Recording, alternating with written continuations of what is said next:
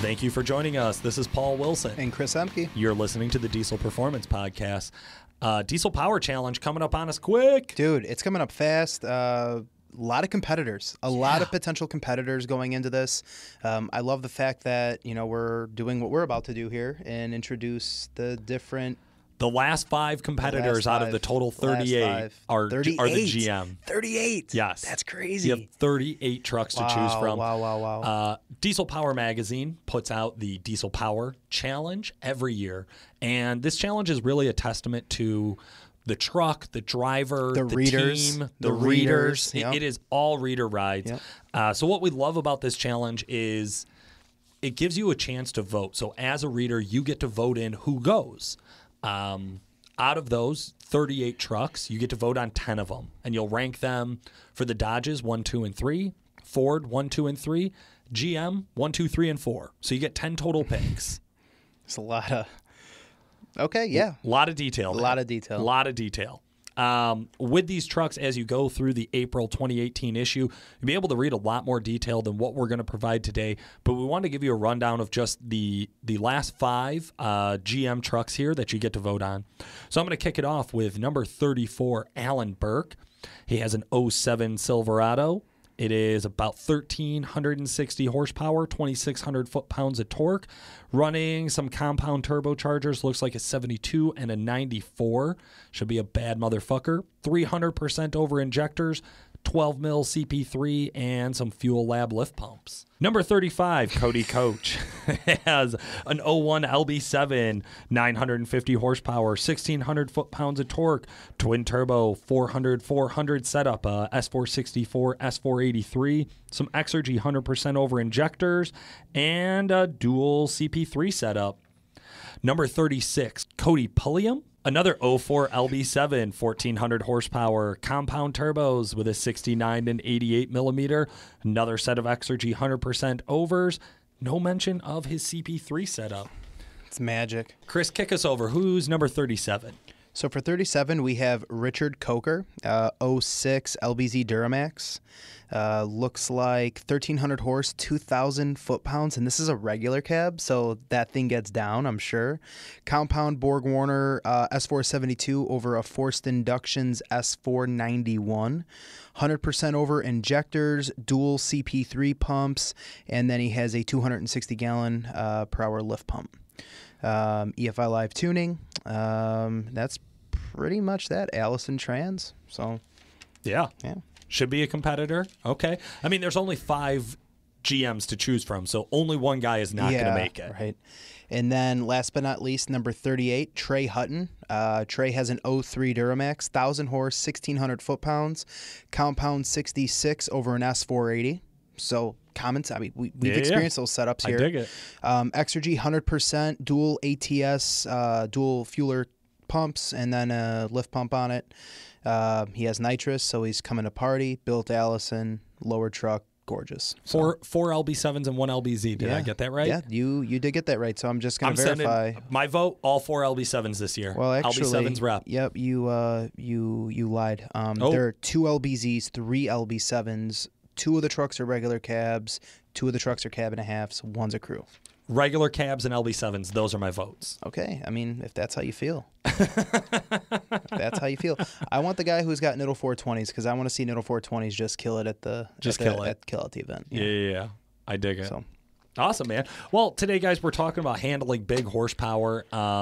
And for that, we brought our producer on the show to put together one of our stories so we can talk a little bit about this 2015 Cummins. It just seems to be a more and more common situation that we're talking to guys about on the phones. Yeah, for sure. Since you bought your 2015 Cummins, you've been in love with it. The truck isn't a parking lot cruiser. You tow with it every day. And while your old 7.3 was as reliable as they come, it was extremely uncomfortable for your long trips hauling campers across the country. Over the many years you've been driving diesel pickup trucks, you've become accustomed to doing some upgrades to get the most out of your truck. You don't need a rocket ship, just nice cool EGTs and a little more power. You're also the kind of guy who likes to do it yourself. After all, you have a garage full of tools in it. You might even be willing to sleep in the doghouse for a night or two if you can take a weekend to upgrade your truck. All right, Chris, there it is. This is your world, man. This is my world. We've had some experience with different twin turbo packages and kits and stuff like that. So 13 to 18 Cummins kit. It's going to be the S400 stock twin turbo, standard benefits, drivability. This is now you're referencing the brand new kit from WC Fab. Right. Okay. Yeah, so WC Fab just released this kit for the 13 to 18s. Yep. And now we've been dealing with stocker S475, stocker S480 kits forever. Yeah. I mean, that's what we do, right? Yeah. But finally developing it for the 4th gen Cummins is something that I was really excited for. For sure. And I feel like this kit that you're talking about here, this would be a perfect match for our story today. Yeah. You got somebody who wants to work on it at home. That means he doesn't have a bunch of extra clamps and a bunch of extra. He bought a Cummins. He bought a Cummins for that reason. You can work on the shit. Right. Well, that's the idea, right? At least it used to be. But yeah, I think a lot of the guys, they get into buying a twin turbo kit and they think it's piping in an extra turbo, but they forget about AC lines. Well, oil drain. The oil drain is a big one. I'd say that's one of the hardest components to install when it comes to a Cummins kit. But yeah, also in these 6.7s, you're real cramped on that coolant tank. Oh yeah. No, I mean, as far as what WC Fab offers, it's very, very straightforward. It's one of the more complete kits on the market. New coolant tank, your new AC lines. There's no need to bend the factory AC lines, which very common. I've seen it. Yeah. Easy to install. It's powder coated to the color of your choice. You can do the install at home. I would honestly say that this is a shade tree mechanic style install. Yeah, probably 8 to 10 hours if you're at home. I always use the reference, this is a weekend with a couple buddies and a case of beer install. Right. Honestly. Yeah, well, I mean, no drilling, no tapping, no welding, right? Like those are the 3 big ones that I feel like will rule me out of doing a job at home. Is if I got to get into that shit, I need a shop. And what I like about anything with a stocker over an S400, when we're talking turbo setups, is it's literally universal for any application. Great for towing, great for daily driving. If you're hauling heavy loads or whatnot, it's going to manage EGTs while maintaining the higher horsepower that you're after.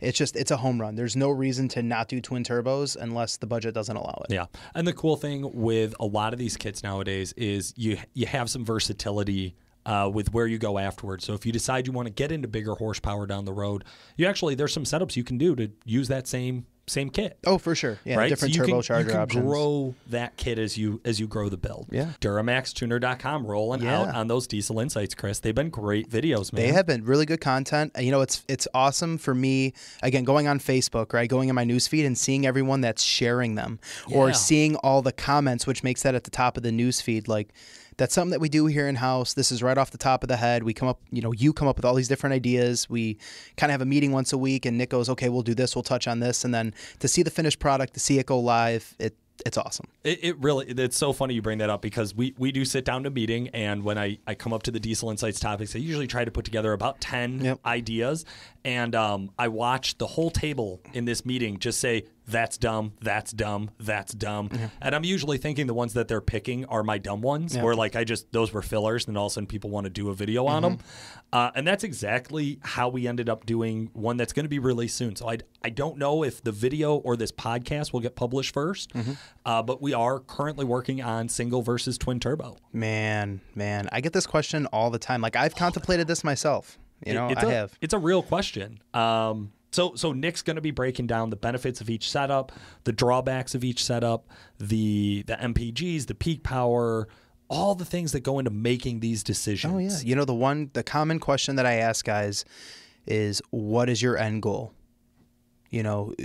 Maybe you're going to go with a turbo setup now that won't achieve that, but you don't want to spend money twice. So the kit that you go with, maybe it's compounds now. Will that give you the ability to grow? Can you swap out a turbo? Right. Or can you do a drop-in or a single turbo and then compound over it in the future? It's just, when guys call in, I always put them on the spot. What is your end goal? Yeah. What do you want out of the truck? How do you use it? How about the guys who their buddies told them twins were the best, and then you ask them and they're like, well, I'm never going to put modified injectors in this truck. It's like, well, you clearly don't need twin turbos, right? Unless you're towing real heavy every day and all these different situations. Yeah, that or my buddies told me to go compound turbos because it will spool up quicker than it does in stock form. Oh, I love that one. How is that physically possible? Right. Like, years ago, I didn't understand how the compound setup worked. I didn't know what one fed into the other and how everything was routed.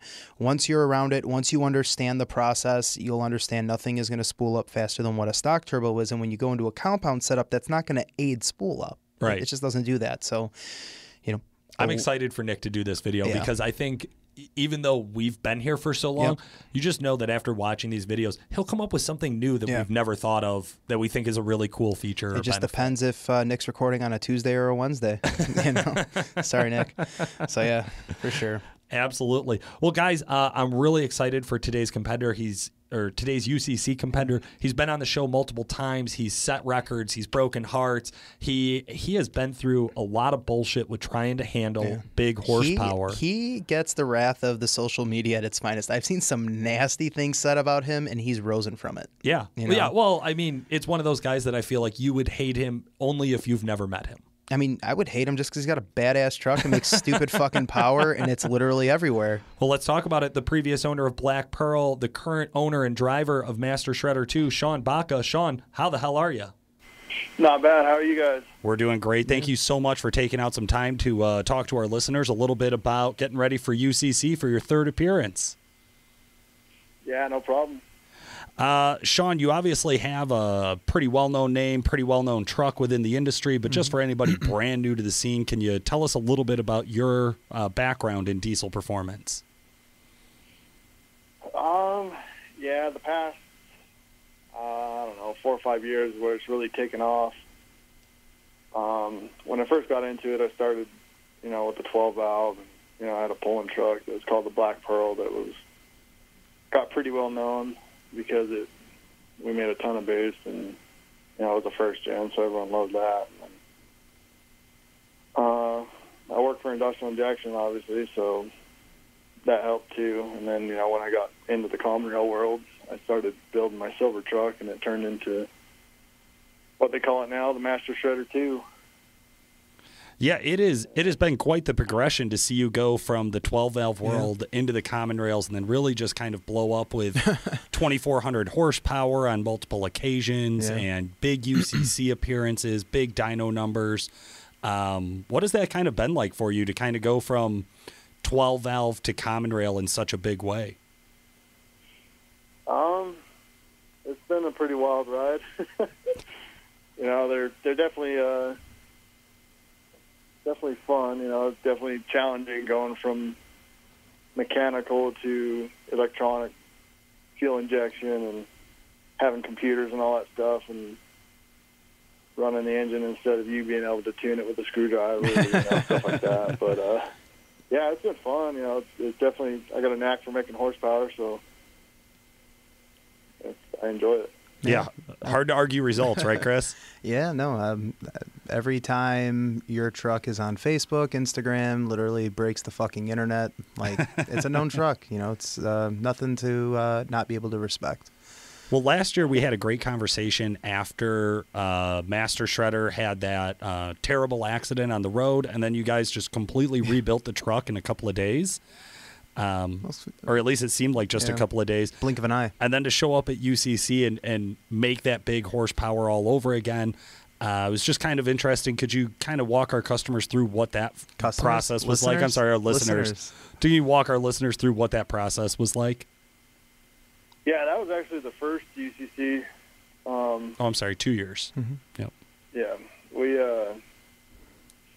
I was out messing around on the street, and one of the front axles broke, and I ended up totaling the truck and ended up rebuilding it. It took us like a week total to get everything transferred over to a new frame and all that stuff. That is so crazy. We went into ATS right after I got the truck put back together and won the Gauntlet Challenge, and then shortly after that, it was the UCC was coming out, so the truck went out to the body shop, and we finished all the little odds and ends that needed to be addressed on the truck to get it ready for UCC. So, yeah, the first year UCC we ended up taking first in the dyno and third overall. So, I mean, it was a pretty good showing for us out here and what the truck's capable of. So.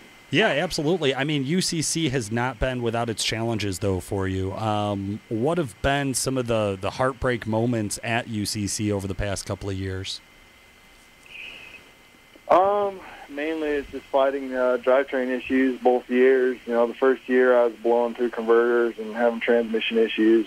Last year I switched to a completely new transmission and had 0 testing time on it. And UCC was kind of its new transformation debut. We were definitely fighting some transmission issues again.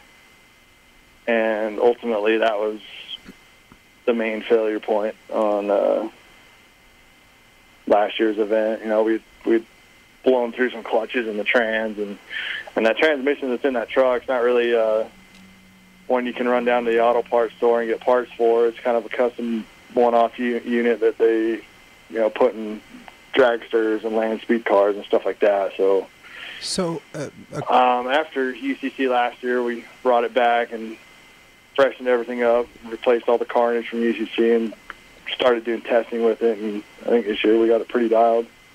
So a couple of years back, when you totaled Master Shredder, that transmission, was that just your basic 48 setup from a Dodge?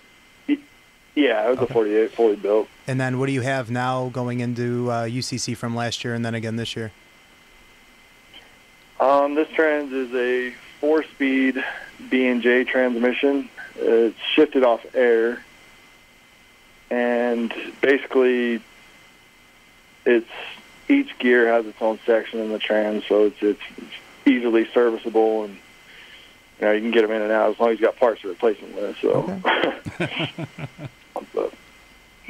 Well, I guess that walks us into asking about your backup plans for UCC. So everybody goes there with the best of intentions of having one truck, one engine, one trans, make it all the way through 3 events. But we've seen in the years past that's pretty rare, even for the winners. What are you bringing for backup parts? What's your bench look like? Mainly it's just drivetrain stuff. We are bringing a backup engine, but I highly doubt we'll need that. Confident. As far as the transmission goes, I got a handful of parts to replace the ones that might fail, but after last year's UCC, we didn't really have a problem other than trying to sled pull on this transmission, which is not a very good idea, sled pulling on a drag racing trans of this stature, Okay. Why is that? Yeah, I'm fairly confident in the entire setup. We did a lot of sled pulling last year to kind of get the chassis and all that stuff figured out, and didn't really run into stuff that would happen on the drag strip as far as something that would break. It was just mainly trying to plant 2,500 horse through that transmission on the dirt with cut tires and all that stuff, and it didn't like it. So are you going to be this year? I actually have a reverser drop box setup going in for the sled pull, okay. So we shouldn't have any failure there. Okay, so straight up trans change or gearing change for you to actually do the sled pulls this year. What is the problem with that air shifted 4-speed in sled pulling? Why doesn't that work in the dirt?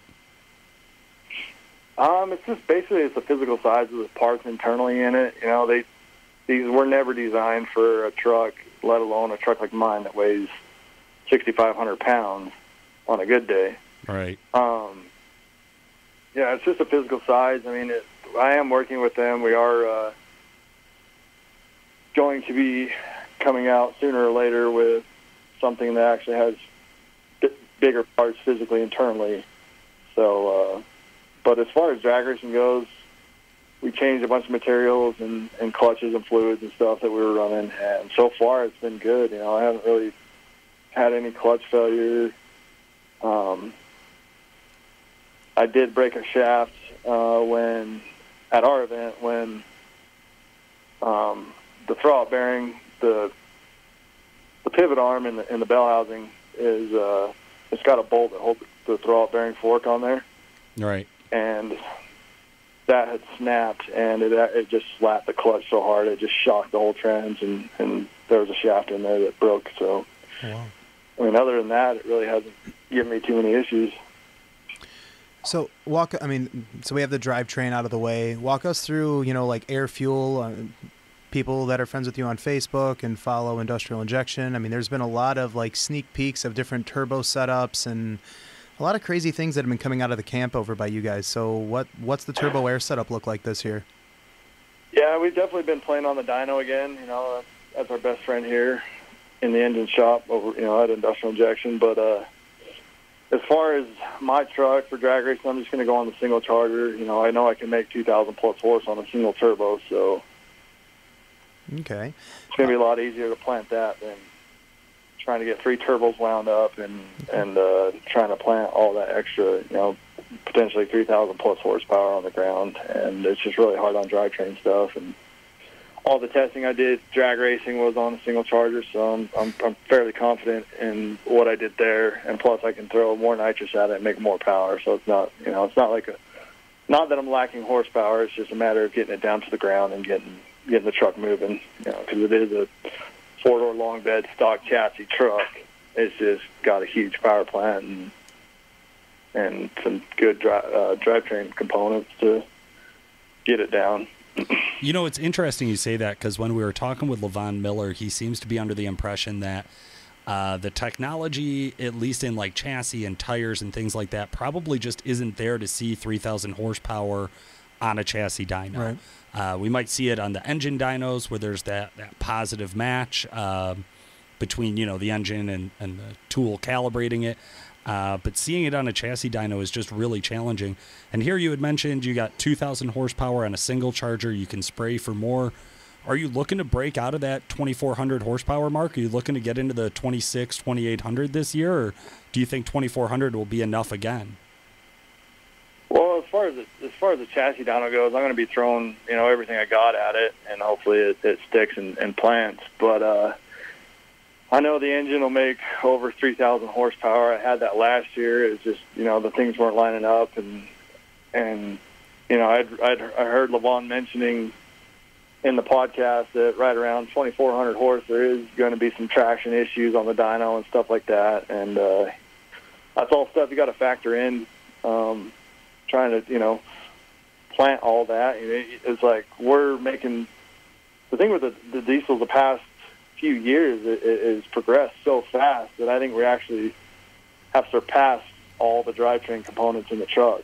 Oh, yeah. I mean, nobody offers a transmission that's going to handle, 2,000, 3,000 horsepower plus for an extended amount of time. You might get one event out of that drivetrain setup and then have to go through it and all that stuff. But yeah, the industry is a few years ago you never heard of anyone making 2,000 horsepower. Now it's like it's a normal everyone thing. is throwing that number out like 500 horse truck again. So there is definitely a lot going on, and it is progressing and getting huge. But as far as dynoing goes, I'm gonna throw everything I have, and hopefully we can plant that 3,000 horse number. We did run into some issues last year, but who knows? It could have been the tire slipping, the tram slipping, anything. Anything's possible at that power level, and so much goes on, and it happens so fast. I don't even know if the dyno can react that fast, because basically with these trucks, you're like in a V8 engine. You have 8,000 RPM or better to play with. Right. And with these diesels, I spin my truck 6,500 on the dyno. Whew. So, I mean, that's when you got a small window and you try to capitalize on it, you only got, you got to work with what you got and try to get it down. I mean, basically it comes down to if everything's working right and acting right and reacting right, you'll get it or you won't. I mean, it's going to be tough. I mean, there is a lot of trucks that are coming out of the woodworks that are, following suit and going to put up some big numbers. It's just going to come down to who can do it the best. Because a lot of the trucks in the competition, I've seen some of the setups and all that stuff, and I know what I'm up against, and they know what they're up against, so they're obviously going to be gunning for me, and I got to, maintain my ground. How has the rising level of competition changed your game plan over the last 3 years? Because like you said, when you first showed up, you were pretty much knew you were a lock to crush on the dyno, right? Like you know where everybody else in a ballpark is at within the industry. But now there's more and more trucks coming up. There's more and more guys who maybe nobody has ever heard of. Has that changed what your approach is to the UCC? basically it made me get my shit together.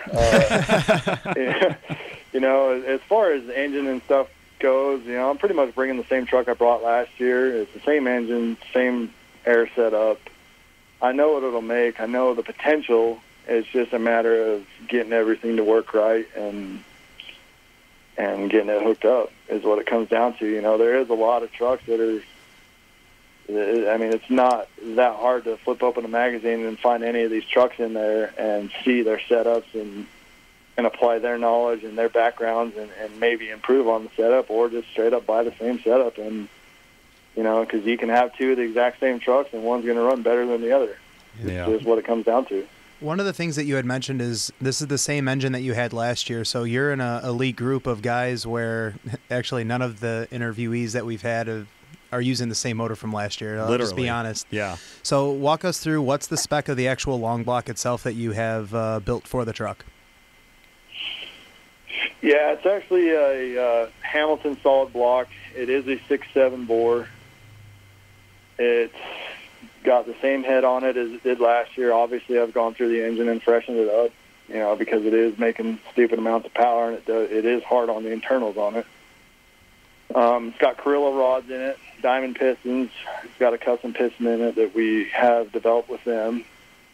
It's got a factory crank, and obviously it's got industrial injection, Cobra injectors, and XP pumps, and, you know, we do all the machine work stuff, you know, because I am the engine builder here, so it is kind of the flagship. You know, my engine and my truck and the drag truck here is, you know, that's our way of going out and about, saying, you know, we can compete and beat all these other guys. Okay. You know, that have all these fancy billet blocks and all that stuff. You know, it would be nice to have that stuff, but I don't need it, and I don't need it to make power. It would be nice for weight savings in a 6,000-pound truck, but it's, like I said, it's just going to come down to getting the setup down and getting the power hooked up. You know, that's the name of the game in all of racing is, you know, especially drag racing, who can make the most power and who can stick it. Yeah. Yeah, no, it's true. Yeah, I mean, UCC does change drag racing a little bit, where I think it I don't want to say it makes it easy, because that's definitely not true, but it makes it a little bit simpler, not putting you guys on a heads-up platform and actually just letting you go out there and run the best pass. And I like the fact that UCC allows you to swap out drivers, because it's not about just who built the truck. It's not about who just drove the fastest time. It's about what team came together and got that truck through that competition and all the way through that competition. This year, you got to be looking around at the field, and it's got to be nice to at least have, what do you have, one other competitor? Is there anybody from Industrial in the qualifiers bracket this year? There's a handful of the qualifiers that we're helping out. You know, we have built a couple engines for them, and, you know, Trevor Peterson, he's local to us. So he's in the qualifier, and there's a lot of trucks in the qualifier that deserve to be in the main event. Like I said, there's a lot of trucks coming out of the woodworks that have a lot of time and money and effort put into them, and it's going to be a good year. I mean, it's definitely going to be a show to go to for sure. I think it's going to be the best one yet. You said it. Yeah, we just interviewed Trevor Peterson. He had horrible things to say about you as soon as we were off there. Mean guy. Just a mean guy, Shawn. I don't think he has a mean bone in his body. Trevor Peterson. He was a riot. No, we loved having Trevor on the show. Obviously, he gave you and the rest of the guys at Industrial a big shout-out. I'm excited to see kind of that team atmosphere start to grow within this competition, to where there is a whole crew from Industrial going out. Qualifiers, customers, employees, whatever it may be. It is really exciting to me to start to see this build into, you know, more of that kind of team sport kind of atmosphere. What other camps are you looking out for? Who else do you think is going to make a big splash at UCC this year?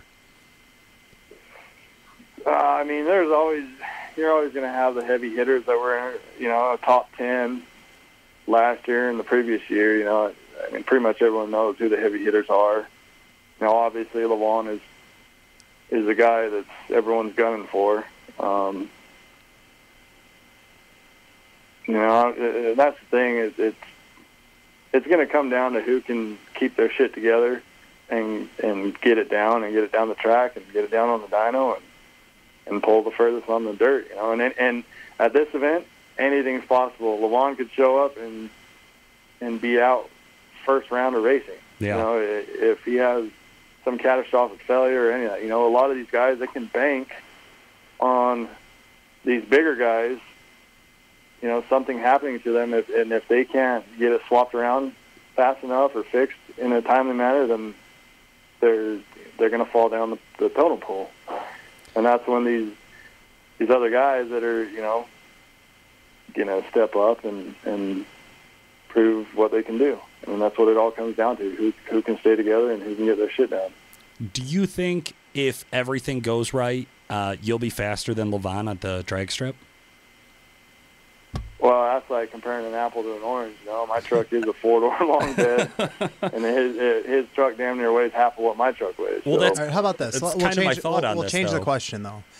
Do you think if your truck can stay together the entire event, no issues, with all the testing that you've done in the last year, do you have the potential to take the top spot? Oh, yeah, without a doubt. I mean, obviously I wouldn't be going to the event if I didn't think I could win it. Okay. I love it. You know, I'm not just going out there to blow my shit up and you know, make a fool of myself. I'm going to go out there and try to win, you know, just as much as the next guy. I think Charlie Keeter actually told us he's going to blow his shit up. You know? I think one of the things, too, you know, following you over the last year, there's been more testing at the drag strip and sled pulling than the 2 years prior. You know, so it's like you. Yeah, before I even got, you know, into really competing heavily with this truck, and I kind of feel like I don't compete heavily. I just show up to dyno events and knock off all these dyno events because that's where all the money's at. You know, there's only in the last little bit have they upped the payouts for sled pulling and drag racing to where it's even close to what dyno events. You know, I'd show up to a dyno event and walk away with $5,000 and run my truck for 10 minutes. Yeah. You know, That's I'm less not wear and driving down tear. the drag strip, beating the shit out of it, dropping the trans or popping turbos, you know, and for what, $500? No. Like that's, everyone gives me shit for going to dyno events, but they're the dumb ones, not me. You know, that one year I went on tour with my truck, and I made $20,000 just off of dynos. That was cash in my pocket. Jesus. I mean, And there ain't no events that I know of that you can run your truck for 10, 15 minutes and walk away with that kind of money. It don't work like that, other than dyno. Yeah. sled pulls out this way, you're looking to make $100. Yeah. And get a Yeah, how many slap on the first butt. days? Yeah, exactly. That don't even pay for beer at the end of the night. That's a fact. Why go build a $100,000 truck just to win $100? You know, it doesn't make sense. I love that. If I love that If I'm going to logic. beat the shit out of my truck, it better be a couple $1,000s on the line, not a couple hundreds. Yeah. Well, that's it, though. You know, it's that logic, I think, is kind of what led to the Ultimate Call-Out Challenge of guys looking at each other going, well, your truck only does this and my truck only does that. And we were talking to Tony Burkhart recently and some other guys about, you know, what's this sled pull going to look like? Because we get so many guys that are out of the drag race circuit or like you out of the dyno circuit coming to this event. You know how to make huge horsepower, probably bigger horsepower than most of the sled pull trucks out there in the country. You definitely got a handle on drag racing. Sled pulling seems to be that one that we feel, at least here, is going to kind of make or break a lot of guys at this event. Are you running the cut tires again? What's your plan in the dirt this year, besides obviously the Trans conversion. Yeah. Yeah, I'm going to be running the cut tires. That's the same setup I ran all last summer. You know, I did win the NHRDA championship for sled pulling, so Hell yeah. I feel like I got that pretty dialed in as far as the setup goes. It's just, you know, when we get in this fleet of elite trucks all in one arena, that's when it's going to get down and dirty. You know, that's when it's who has their shit dialed. Yeah. That's what it comes down to. I love it. Sean, But as far as horsepower goes, like I got plenty on tap. Like I ain't even fucking worried about nobody touching my horsepower numbers. And that's the thing. I'm an engine builder. I'm not a drag racer. I'm not a sled puller. I'm not my job is to make horsepower, and that's what I fucking do best. I love it. I love it. Well, we're excited to see you go out and compete again this year. Who do you want to give a shout out to? I definitely want to give a shout out to everyone that's helped me get here. You know, all my friends and family. You know, first and foremost, and Industrial Injection for sure. You know, they've pretty much backed me on anything I want to do here as far as the truck and the drag truck. You know, and we got a pretty good team going on. That, you know, our drag truck does hold the record right now for Super Street, and we plan on doing a lot with it this year. And you know, my truck, as far as is, you know, it's kind of, I honestly don't know what to do with it sometimes, because it's fun to go out and drag race and beat on it, and it's fun to show up to these dyno events and knock those down. And you know, I personally like showing sign because it don't cost near as much money, and it's definitely fun to get around the crowd and hang out and you know, bullshit about trucks and cars and sponsors and stuff like that. You know, they've helped me out. Carrillo stepped in this year and definitely backed me up with some rotating assembly components, and Diamond's got the pistons on lock, and Hamilton, he's definitely taking care of me as far as the engine block goes and camshafts. And Beans, he's definitely whipping out some badass valve covers and CP3 stuff and for me. And you know, Ryan down at RKL, he actually helped me get this transmission swap figured out and kind of dialed in. And Yukon, they're the ones that are getting it down to the ground as far as axle components go. And Dan Valance, can't thank him enough. His clutches, you know, I ran that same clutch last year at UCC, and I sent it in, and he only had to clean it up 10 thousandths off the clutch. So that's saying something. Wow. When you got a 2,500 horse truck ripping on that clutch every event. And that one year, that first year, last year at UCC, I actually was hot lapping the truck, and the clutch got so hot it actually turned the crank blue. Oh my God! I mean, yeah, there was molten steel coming out of the bottom of the molten clutch fragments coming out of the bell housing and stuff like that. So that's definitely a testament to his clutches. They definitely hold up, and you know, everyone that's helped me work on the truck, all the guys here at the shop, I definitely appreciate them. And like I said, the friends and family and followers and supporters, you know, I can't thank you guys enough. That's awesome, man. Well, Shawn, we definitely appreciate you carving out a little time for our listeners today. All right, guys. Hey, no problem, man. We'll see you out there. Yeah, we're looking forward to it. Listeners, this has been Paul. And Chris. Thanks for listening.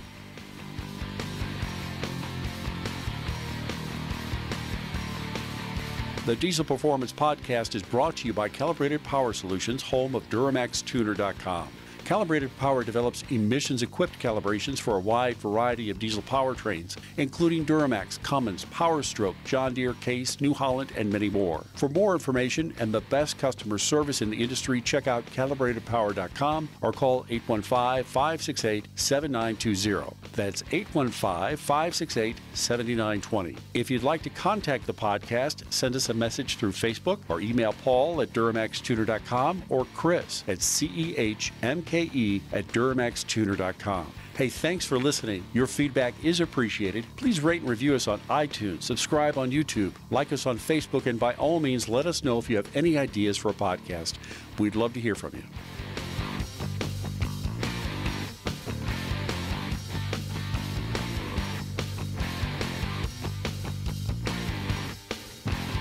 You don't need a rocket ship, just a nice, cool,